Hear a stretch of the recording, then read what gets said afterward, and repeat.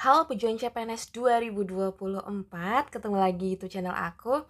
Nah, kali ini teman-teman kita akan bahas tentang pilar negara, yaitu Undang-Undang Dasar 1945 ya. Nah, soal yang akan kita bahas nantinya adalah tipe soal penerapan. Oke, ada beberapa pasal yang sering keluar teman-teman dalam soal TWK CPNS. Kita akan lihat segera. Tapi sebelumnya buat teman-teman yang belum subscribe, silahkan subscribe sekarang juga. Dan jangan lupa untuk nyalain tombol loncengnya, biar nggak ketinggalan video terbaru dari aku. Oke teman-teman, ya kita lihat dulu nih.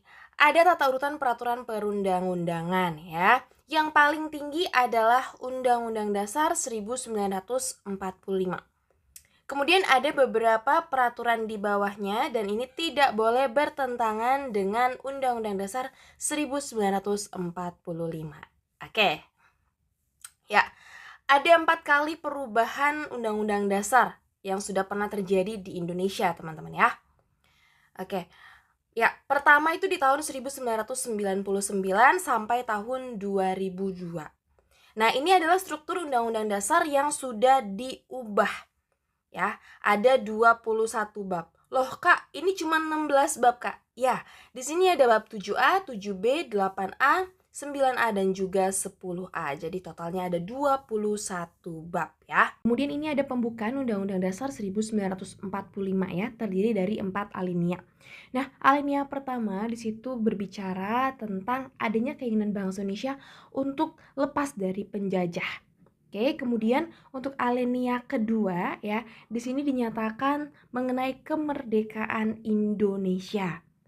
Alinea ketiga bahwa kemerdekaan kita ini tidak terlepas dari adanya rahmat Allah yang Maha Kuasa ya. Kemudian di alinea keempat. Nah, ini penting banget karena ada banyak bobotnya, teman-teman ya. Yang pertama, fungsi sekaligus tujuan negara. Di sini ada 4 tujuan negara kita ya.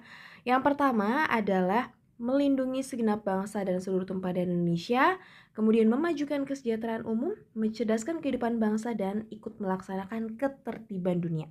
Yaitu adalah tujuan negara kita. Kemudian yang kedua ada bentuk ataupun susunan dari negara Indonesia, sistem pemerintahan negara Indonesia, undang-undang dasar, kemudian dasar negara kita. Ya. Pancasila tercantum dalam alinea keempat pembukaan Undang-Undang Dasar 1945. Oke, ya ini adalah tujuan negara kita, ada 4 ya teman-teman. Kita akan lihat berikutnya. Oke, kenapa sih sebenarnya dilakukan amandemen ya? Ada beberapa hal. Oke, yang pertama ini merupakan tuntutan dari reformasi ya, amandemen Undang-Undang Dasar 1945. Nah, ada beberapa poin yang menjadi perubahan ya. Karena pertama, kekuasaan tertinggi di tangan MPR. Nah, sekarang sudah tidak ada kekuasaan tertinggi, teman-teman ya. Lembaga negara kita sudah sama, sudah sejajar ya. Dan kedaulatan pun sekarang sudah berada di tangan rakyat.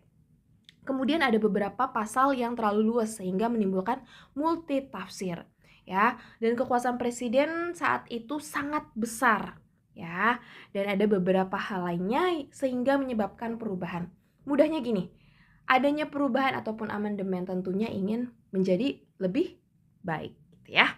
Oke, ini sidang MPR ada 4 kali ya dalam amandemen dari 1999 sampai 2002.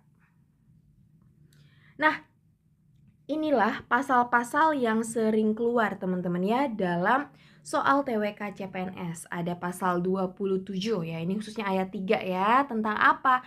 Ya, tentang pembelaan negara. Kemudian pasal 28A sampai 28J ya. Ini tentang hak asasi manusia.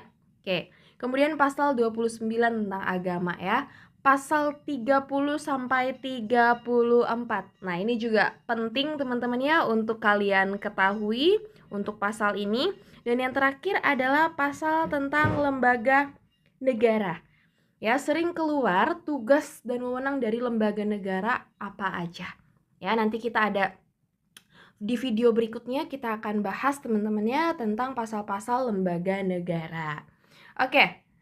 Kita akan lihat soal yang pertama. Ya, ini tipe soalnya penerapan. Ya, soal yang pertama, Undang-Undang Dasar 1945 bab 9 pasal 29 ayat 1 menyiratkan bahwa agama dan syariat agama dihormati dan didudukan dalam nilai asasi kehidupan bangsa dan negara. Oleh karena itu, agar kerukunan umat beragama ini menjadi berkah bagi bangsa Indonesia, maka seluruh elemen masyarakat harus senantiasa berupaya untuk menjaga kerukunan antar umat beragama dengan berbagai dinamika tantangan dan hambatan yang dihadapi. Tindakan pemerintah yang sesuai untuk menjaga kerukunan masyarakat antar umat beragama kecuali, ada kata kecuali ya. Kita lihat yang A. Melakukan berbagai upaya memberikan pembinaan dan penyadaran kepada masyarakat agar melakukan tindakan-tindakan yang tidak dibenarkan. Salah, ya. Karena yang ditanya adalah kecuali, maka kemungkinan sangat besar jawabannya jelas yang A, ya. Yang B, mengeluarkan kebijakan yang bijaksana dan adil, tidak memihak kepada golongan agama tertentu, betul. Mengeluarkan rekomendasi tertulis dalam pendirian rumah ibadah, betul. Membuat dialog keagamaan dengan mempertemukan para pemuka agama dan tokoh masyarakat, betul. Beribadah dengan taat sesuai dengan ajaran agama masing-masing. Ya, kelihatannya memang di sini tidak hanya pemerintah, tapi masyarakat secara keseluruhan. Ya, tetapi masih bisa dibenarkan teman-teman untuk opsi yang E ini. Karena opsi yang A jelas salah. Ya, masa sih dilakukan sosialisasi tapi untuk melakukan tindakan yang tidak dibenarkan. Jadi jelas salah. Oke ya, untuk soal nomor 1 jawabannya adalah yang A ya. Ya, soal nomor 2, kebudayaan nasional adalah kebudayaan yang didapatkan dari kebudayaan lokal serta merupakan warisan kearifan nenek moyang dan mengandung nilai luhur, sehingga tercantum dalam pasal 32 Undang-Undang Dasar 1945. Namun, sayangnya kebudayaan nasional ini terancam oleh kebudayaan modern akibat pengaruh globalisasi. Oleh karena itu, dibutuhkan suatu upaya agar generasi muda tetap mengetahui dan ingin mempelajari kebudayaan nasional. Di bawah ini, yang merupakan upaya pemerintah dalam menjaga kebudayaan nasional adalah, oke ya, sekalipun ada pengaruh globalisasi, tapi kebudayaan nasional kita harus tetap terjaga. Yang A, pemerintah membuat adanya undang-undang ya kelestarian budaya tetap terjaga dan mendorong upaya pelestariannya secara sah di mata hukum. Kelihatannya ini tepat. Kita lihat dulu yang B. Pemerintah menyerahkan perihal kebudayaan kepada masyarakat. Jelas salah ya. Oke, kemudian pemerintah mewajibkan peserta duta bahasa daerah mempelajari bahasa daerah lain. Bahasa daerah bukan kebudayaan nasional, teman-teman ya. Oke, kebudayaan nasional itu kebudayaan yang memang berlaku secara nasional, secara menyeluruh di Indonesia. Oke, yang D, pemerintah melarang penggunaan bahasa asing dalam proses pendidikan di sekolah. Nah, kalau di sini teman-teman ya, kesannya adalah kita tidak terbuka dengan globalisasi. Ada banyak hal yang bisa kita adopsi dengan adanya globalisasi. Salah satu contohnya dengan adanya bahasa asing. Tetapi tetap harus diseimbangkan dengan bahasa nasional, teman-teman ya. Jadi dengan melarang itu jelas salah. Pemerintah menggalakkan program untuk mencintai budaya daerah masing-masing. Nanti yang ada sukuisme, teman-teman. Yang ada menganggap budayanya yang paling oke, ya, sehingga kurang tepat. Jawaban yang tepat, upaya pemerintah dalam menjaga kebudayaan nasional adalah yang A. Pemerintah membuat adanya undang-undang ya tentang kelestarian budaya agar tetap terjaga dan mendorong upaya pelestariannya secara sah di mata hukum.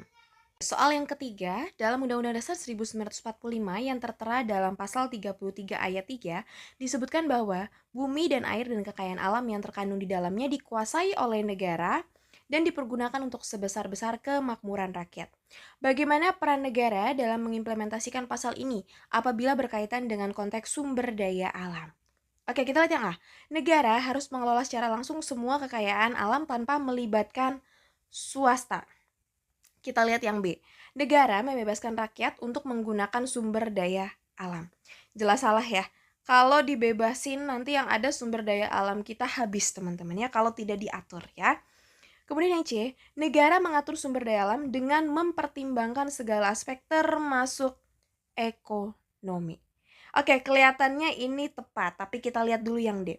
Negara mencari pemasukan negara dengan mengelola bumi dan air untuk kemakmuran rakyat. Ya, Di sini yang dibahas adalah tentang konteks sumber daya alam yang dikelola oleh negara, teman-teman. Ya, bukan dalam hal mencari pemasukan negara. Bukan dengan hal ini aja. Ya, bukan tentang ekonomi aja, tapi banyak aspek. Rasanya untuk opsi yang D ini sudah termasuk dalam opsi yang C, ya. Oke, untuk yang E, negara memberikan hak kepada semua warga negara untuk memanfaatkan kekayaan alam secara langsung. Ini jelas salah ya, sama dengan opsi yang B. Nanti yang ada malah habis, tidak lestari, teman-teman ya. Jadi jawaban yang tepat adalah yang C, ya. Negara mengatur sumber daya alam dengan mempertimbangkan segala aspek termasuk ekonomi. Oke, soal yang keempat. Pada pasal 31 ayat 4 Undang-Undang Dasar 1945 menjelaskan bahwa negara memprioritaskan anggaran pendidikan sekurang-kurangnya 20% dari APBN serta dari APBD untuk memenuhi kebutuhan penyelenggaraan pendidikan nasional. Namun, masih terdapat banyak anak di bawah umur tidak melanjutkan sekolah karena banyak yang menganggap tidak penting ataupun bahkan seringkali karena sulitnya akses. Hal ini tentu akan berdampak pada masa depan bangsa. Di bawah ini tindakan yang harus pemerintah lakukan kecuali. Oke, berkaitan dengan pendidikan, teman-teman ya. Yang A, memberi sosialisasi kepada orang tua akan pentingnya pendidikan. Oke. Bersedia mengubah pola pikir dan mengajak anak masing-masing untuk bersekolah. Nah, nampaknya ini bukan peran pemerintah, melainkan peran orang tua ya dalam keluarga. Oke, yang C, membangun sekolah di daerah terpencil, betul. Membuat akses yang lebih baik supaya memudahkan pergi ke sekolah, betul. Memberikan bantuan perlengkapan sekolah, betul. Jadi untuk opsi yang B ini tidak tepat ya, karena ini merupakan peran dari orang tua. Pelestarian budaya daerah merupakan salah satu langkah untuk tetap menjaga kekayaan negara Indonesia. Namun, adanya budaya daerah juga bisa menjadi ancaman bagi Indonesia. Ancaman tersebut yaitu, kita lihat yang A, memicu konflik antar budaya yang disebabkan oleh kecintaan berlebih pada salah satu budaya dan mengesampingkan hak orang lain. Kelihatannya ini udah tepat ya untuk opsi yang A. Efek dari adanya perbedaan budaya Indonesia tentunya bisa menimbulkan berbagai konflik. Kenapa bisa terjadi ya? Karena adanya kecintaan terhadap satu suku secara berlebihan, sehingga dapat dimungkinkan terjadi perpecahan. Oke, untuk yang B, menciptakan budaya yang inklusif dengan saling menghargai. Ini mah bukan ancaman ya, tapi merupakan sesuatu yang baik, sesuatu yang positif. C, keberadaan identitas nasional semakin diabaikan. Nah, kelihatannya yang C ini juga betul ya. Adanya budaya daerah bisa membuat keberadaan identitas nasional semakin diabaikan. Ya, ketika berlebihan kecintaan terhadap budaya daerahnya, sehingga identitas nasionalnya dikesampingkan. Tetapi yang lebih jelas jawabannya ya, itu yang A. Karena di sini juga ada kata-kata disebabkan oleh kecintaan berlebih pada salah satu budaya dan mengesampingkan hak orang lain. Ya, jadi masih lebih tepat yang A. D, memicu perselisihan antar kelompok yang bersifat konstruktif. Ini bersifat membangun. Jadi bukan ancaman ya. Memicu peningkatan demo yang melawan kebijakan pemerintah. Sepertinya ini bukan dampak dari adanya budaya daerah yang beragam. Ya, sehingga jawaban yang tepat adalah yang A, teman-teman. Oke, soal berikutnya, soal nomor 6. Sebagai dasar negara, Undang-Undang Dasar 1945 mengatur salah satunya tentang hak dan kewajiban yang dimiliki negara. Tak hanya itu, Undang-Undang Dasar juga memuat tentang tanggung jawab negara terhadap warga negaranya. Salah satu kewajiban dan tanggung jawab negara tersebut sebagaimana tertuang dalam pasal 34 adalah untuk memperhatikan fakir miskin dan anak terlantar. Hal ini menjadi poin penting sebagaimana mengacu pada sila kelima Pancasila. Berikut ini contoh kebijakan pemerintah yang sesuai dengan hal tersebut adalah kecuali. Oke, kira-kira yang mana ya? Kita lihat. A. Penyediaan pelayanan perumahan yang layak dan sehat bagi fakir miskin. Yang ditanya kecuali ya, kita lihat yang B. Pemerintah memberikan beasiswa kepada mahasiswa berprestasi yang berasal dari keluarga kurang mampu. Oke, kita lihat yang C. Pemerintah memberikan bonus kepada pengusaha yang berinvestasi di ibu kota negara baru agar pengusaha bisa membantu rakyat miskin di sana. Ya, di sini fokusnya tentang sila kelima Pancasila, yaitu terkait kesejahteraan. Ya, keadilan sosial tujuannya untuk kesejahteraan rakyat. Adanya pelayanan rumah yang layak, oke. Beasiswa juga oke. Yang C, memberikan bonus kepada pengusaha yang berinvestasi. Katanya agar pengusaha bisa membantu rakyat miskin di sana. Sepertinya ini tidak ada kaitannya secara langsung.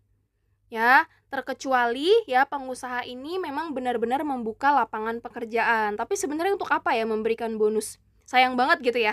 Sayang banget, lebih baik uang yang digunakan untuk pengusaha tersebut langsung membantu rakyat. Itu lebih baik lagi. Jadi opsi yang C ini adalah jawabannya teman-teman ya.